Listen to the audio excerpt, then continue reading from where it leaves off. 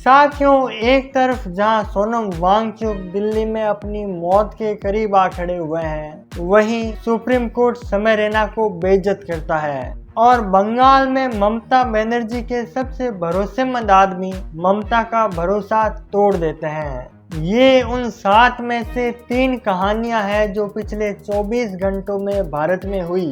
साथियों, 3 इडियट्स के फुनसुक वांगडू असल जिंदगी में मौत के बहुत करीब आ खड़े हुए हैं। शिक्षाविद और क्लाइमेट एक्टिविस्ट सोनम वांगचुक 28 जून से दिल्ली के जंतर मंतर पर अनिश्चित काल के लिए भूख हड़ताल पर बैठे हैं और आज इस हड़ताल को 18 दिन हो चुके हैं और मांग सिर्फ एक, शिक्षा मंत्री धर्मेंद्र प्रधान का इस्तीफा। पर क्यों? दरअसल मई 2026 में नीट यूजी यानी कि डॉक्टर का एंट्रेंस एग्ज़ाम का पेपर होता है और वो पेपर लीक हो जाता है। तकरीबन 22 लाख बच्चों की सालों की मेहनत को लोग चंद पैसों में पेपर देके बाईपास कर देते हैं, जिस झटके को कुछ स्टूडेंट बर्दाश्त नहीं कर पाते और वो सुसाइड कर लेते हैं। और इसी मुद्दे को लेकर एक satire based political party CJP धरने शुरू कर देती है और इसी सीजेपी पार्टी में वांगचुक अपना समर्थन देते हैं और निजी भूख हड़ताल शुरू करते हैं। और फिलहाल वांगचुक की हालत इतनी खराब है कि उनका वजन 8.5 किलो से घट चुका है। ब्लड प्रेशर 109/70 आ पहुंचा है। हालत इतनी बिगड़ चुकी है कि दिल्ली हाई कोर्ट में एक PIL यानी जनहित याचिका दायर की जा चुकी है, जिसमें ये मांग है कि वांगचुक को जबरदस्ती अस्पताल ले जाकर फोर्सफुली फीडिंग कराई जाए।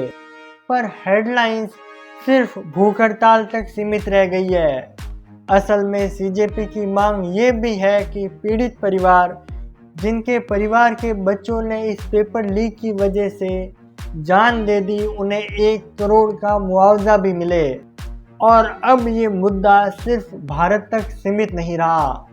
अल जजीरा जैसी इंटरनेशनल मीडिया कंपनी ने भी इसे कवर किया है। अब आगे 16 जून यानी आज पूरे भारत में मास हंगर स्ट्राइक होगी और 20 जून जब संसद सत्र शुरू होगा तो चलो संसद नाम की यात्रा भी की जाएगी। अब आगे इस हंगर स्ट्राइक और प्रोटेस्ट का क्या होता है, सबसे ट्रस्टेड सोर्स के साथ जानने के लिए चैनल को सब्सक्राइब कर दो। और जैसे वांगचुक और सीजेपी सरकार पर दबाव बना रहे हैं, ठीक वैसे ही दबाव बढ़ता जा रहा है ममता बनर्जी और टीएमसी पर। ममता बनर्जी के सबसे भरोसेमंद लोगों में से एक मदन मित्रा ने टीएमसी के सारे पदों को छोड़ दिया है। मदन मित्रा कामारहाटी से विधायक है और वो अब टीएमसी के वागी गुट से जा मिले हैं। ये फैसला अचानक नहीं हुआ। दरअसल नगर पालिका भर्ती घोटाला, जिसमें 125 लोगों को गैरकानूनी रूप से नियुक्त करने के मामले में ईडी ने मित्रा और उसके परिवार को समन भेजा और जून में मित्रा से जुड़े 7 ठिकानों पर ईडी ने रेड भी मारी। दरअसल मित्रा 2 दशक से ममता के सबसे करीबी आदमियों में से एक है। 2011 में जब टीएमसी की सरकार बनी तो कैबिनेट के पहले मंत्री भी मित्रा ही थे और अब वो मित्रा भी मित्र को छोड़कर जा चुका है। पर छोड़ नहीं रही है समय रैना को परेशानियां। दरअसल सुप्रीम कोर्ट ने समय रैना और 4 अन्य कॉमेडियन पर 3-3 लाख रुपए का जुर्माना लगाया है। कोर्ट का मानना है कि समय रैना ने कोर्ट को बेवकूफ़ बनाने का प्रयास किया है। मामले की शुरुआत होती है समय रैना के शो इंडियाज़ गॉट टैलेंट से, जहां पर समय ने दिव्यांग और SMA यानी एक दुर्लभ किस्म की बीमारी के बच्चों पर मजाक उड़ाया। इस पर जब केस हुआ तो समय ने कहा कि इस मुद्दे पर मैं महीने में 2 अवेयरनेस वीडियो बनाऊंगा और समय ने वीडियो नहीं बनाए।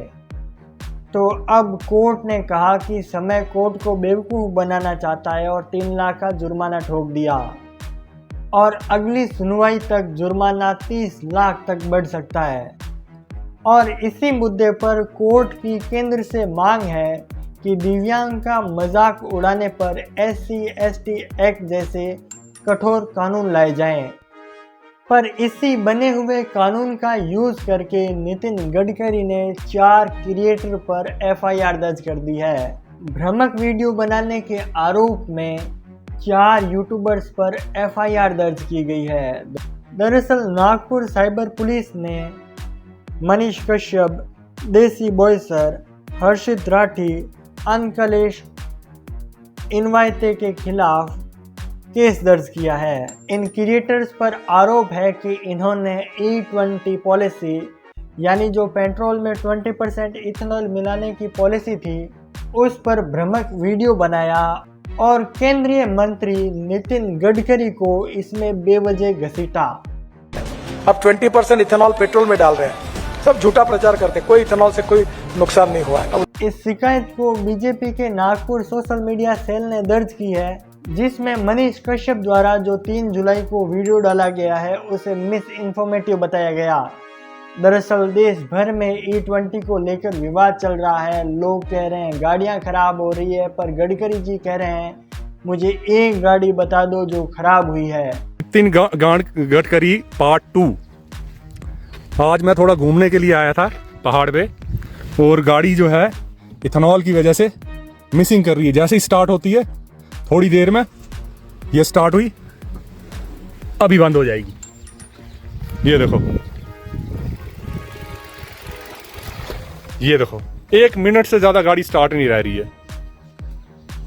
अब नितिन गडकरी, इसके पैसे कौन भरेगा गाड़ी के? हैं? तुम तो अपने बेटों की जेब भर दोगे।